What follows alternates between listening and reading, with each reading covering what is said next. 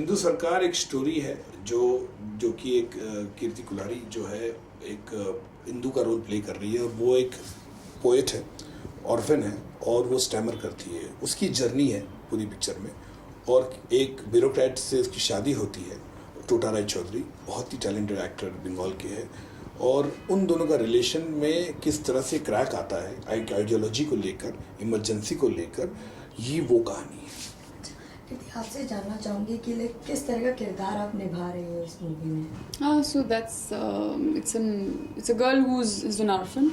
वो अनाथ आश्रम में पली है, बड़ी है और वो स्टैमर करती है। उसको बचपन से हकलाने की थोड़ी प्रॉब्लम है और कविताएं लिखती है और उसका सिर्फ एक ही सपना है कि वो शादी करना चाहती है, एक अच्छा सा पति उसको चाहिए और उसको ये सब मिल जाता है। लेकिन जब इमरजेंसी का जो दौर होता है उसमें कुछ ऐसी घटनाएं होती हैं जिससे, जैसा मधुर ने कहा, उनके बीच में दरार आनी शुरू हो जाती है और करते करते इतना डिस्टेंस होना शुरू हो जाता है कि सब कुछ बिखरना शुरू हो जाता है पति पत्नी के बीच।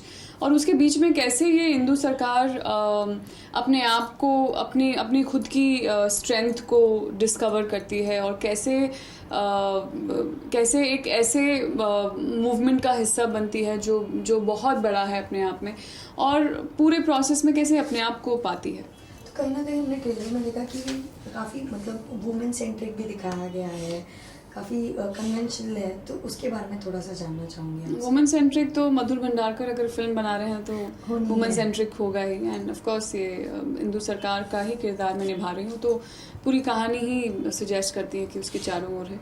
तो मतलब मैं तो काफ़ी बड़ी फ़ैन रही हूँ मधुर भंडारकर की। वो ऐसे फिल्में बनाने की हिम्मत करते हैं एक ऐसे मेल डोमिनेटेड बॉलीवुड में।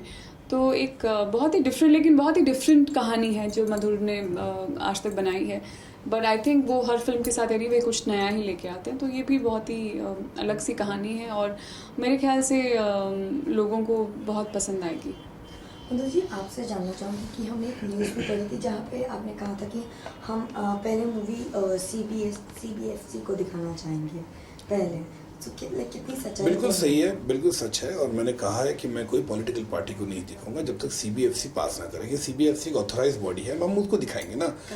अब इसमें ये होता है कि कोई भी आके कह रहा है कि मुझे पिक्चर दिखाइए, मुझे पिक्चर दिखाइए, मेरे ख्याल से ये बहुत ही गलत है और एक बहुत गलत ये मैसेज देगा कि हर कोई मेरी फिल्म हो या किसी मेरी कलीग की फिल्म हो या कोई भी इंडस्ट्री की फिल्म हो, भारत में इतनी फिल्में बनती है हर साल, हर कोई बोलेगा मुझे दिखाओ, मैं इससे आहत हूँ या मेरे बारे में, अपने बारे में मानने वाली। ये गलत है कि एक ऑथराइज बॉडी हम उसको दिखाएंगे, वो निर्णय करें, वो देखिए, वो उनको जो काटना है, रखना है या वो बदलाव करना है वो बोलेंगे। आप मुझे सर्टिफिकेट, आप पॉलिटिकल पार्टी तो नहीं देंगे ना, मुझे तो जब थिएटर में लगानी है पिक्चर तो मुझे CBFC का सर्टिफिकेट दिखाना पड़ेगा, तो मैं उनका सर्टिफिकेट ले जाऊंगा, ना कि मैं केवल बोलूँगा भाई ये पॉलिटिकल पार्टी ने ओके की, चलिए अब रिलीज़ कीजिए पिक्चर। वो तो फिर भी बोलेंगे CBFC लाइए।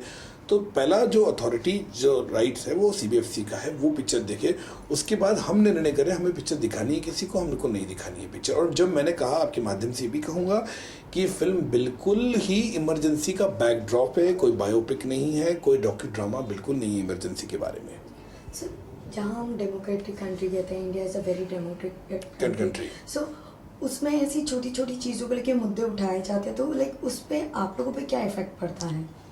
बहुत इफेक्ट पड़ता है, क्योंकि मेरे ख्याल से हम लोग क्रिएटिव लोग हैं और हमारा काम है एक अच्छी फिल्म बनाना, उसको लोगों के सामने लाना, परफॉर्मेंस के माध्यम से, डायरेक्शन के माध्यम से, म्यूज़िक के माध्यम से। हमें कोई इसमें पॉलिटिकल एंगल बिल्कुल नहीं चाहिए। अगर हमें पॉलिटिकल एंगल बनाता, जैसे मैंने कहा कि मैं फिर डॉक्यूमेंट्री बनाता, इसका 15 लाख में एक डॉक्यूमेंट्री बन जाती पिक्चर की, तो हमें वैसा कुछ नहीं करना। हमको इस पिक्चर को पॉलिटिकल से कुछ जोड़ना भी नहीं है।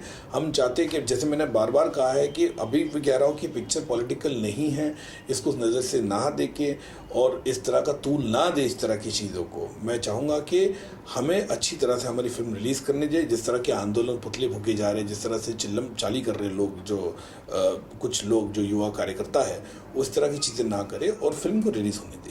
चलो, हम जब ऐसी कोई मूवी देखते हैं जहाँ पे वो काफ़ी चर्चे में आती है, पर अगर उसका एक होता है, ऐसा माना जाता है कि हर सिक्के के दो पहलू होते हैं, एक होता है सही और एक होता है गलत। तो सही में हमें ऐसी मूवीज़ देख के काफ़ी कुछ सीखने मिलता है और उसमें काफ़ी मुद्दे उठाए जाते हैं। सो लाइक उसके बारे में थोड़ा सा जानना देखिए ऐसा है कि फिर ऐसा नहीं कि इमरजेंसी के बारे में मैं पहला व्यक्ति हूँ कि मैंने एक फिल्म बनाई है, बोल के 42 ईयर्स हो गए इमरजेंसी को, और हमने देखा है लोगों ने इस पर डॉक्यूमेंट्रीज बनाई है, लोगों ने इस पर किताबें लिखी है, अलग अलग तरह के आर्टिकल्स लिखे हैं लोगों ने इतने साल में। 40 साल जब इमरजेंसी के हुए थे, दूरदर्शन ने 5 एपिसोड का इसके ऊपर एक पूरा एक डॉक्यूमेंट्री बनाई है इसके ऊपर। तो आप उनको रोकेंगे? आप बोलिए, आप यूट्यूब से निकाल दीजिए, आप बोलिए कि वो किताब जिन्होंने लिखी है, कोमी कपूर जी ने या कुलदीप नैयर साहब ने लिखी है, आप उनमें बोले चेंज कीजिए। रिकंस्ट्रक्ट करके लोगों ने डॉक्यूमेंट्री दिखाई है अपना टीवी चैनल्स पे, जिन्होंने जहाँ पे प्रिंसिपल उस वक्त के रिजीम के नाम लिए हैं, तो आप उनको बोलेंगे आप चेंज कीजिए? तो नहीं, तो आप मुझे क्यों बोल रहे पिक्चर के अंदर बदलाव कीजिए, जो मेरी फिल्म तो है भी नहीं, मेरी तो डॉक्यूमेंट्री भी नहीं है। आप वहाँ हो सकते हैं अगर मैं बोलूँ मैं डॉक्यू ड्रामा है इमरजेंसी के बारे में, आप देखिए, ऐसा बिल्कुल नहीं है।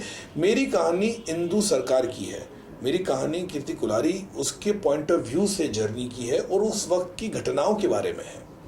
सो कीर्ति, आपसे जानना चाहूँगी मूवी में नील नितमुकेश जी है, अनुपम खेर जी और भी कई सारे एक्टर्स हैं, तो उनके साथ काम करके लाइक किस तरह का एक्सपीरियंस रहा आपका? सुनील के साथ तो मेरा कोई सीन नहीं है फिल्म में, so I am not really shot with him as an actor, but of course वो फिल्म का हिस्सा हैं और बहुत अहम हिस्सा हैं, और मुझे बहुत खुशी है कि उन्होंने ऐसा कोई किरदार निभाने का डिसीजन लिया। तो बहुत इंटरेस्टिंग काम किया है उन्होंने, और and I am really waiting for everyone to watch it. Anupam ji के साथ ऑफ कोर्स मेरे सीन्स हैं, तो वो तो मतलब इतने पुराने खिलाड़ी हैं कि उनके बारे में कुछ बोल ही नहीं सकते। वो तो नींद से उठ के आएंगे तो भी अपनी लाइन्स डिलीवर कर देंगे। तो बहुत ही मजाकिया हैं वो। मुझे तो बहुत मज़ा आया उनके साथ काम करके, और मैं ज़्यादातर हंसती रहती थी सीन्स में। एंड ऑफ कोर्स टोटा रॉय जो है वो बंगाली एक्टर, वो मेरे हस्बैंड प्ले कर रहे हैं फिल्म में, और उनके साथ मेरा मैक्सिमम इंटरेक्शन रहा है। तो आई मस्ट से वो बहुत ही खूबसूरत इंसान हैं, बहुत ही खूबसूरत एक्टर हैं, और बहुत कमाल का काम किया है उन्होंने। और मुझे बहुत खुशी है बाकी क्योंकि ये फिल्म बनी ही एक्टर्स से है, तो काफ़ी अच्छे एक्टर्स हैं फिल्म में, और सब ने अपना किरदार बखूबी निभाया है। किसी से कुछ ऐसे सीखने मिला फिर, चाहे बात हो मधुर जी की या चाहे?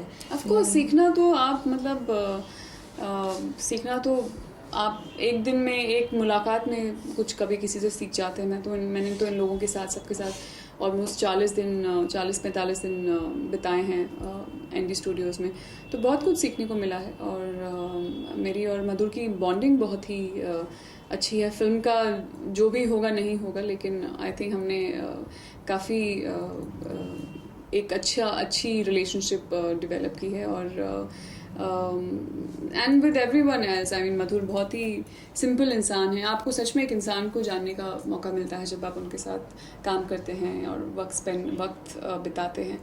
तो बहुत ही सिंपल इंसान है, बहुत ही बेसिक इंसान है, और अपनी फिल्मों की तरह सीरियस तो बिल्कुल भी नहीं है।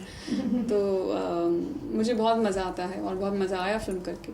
And let's see what is the fate of Indu Sarkar now.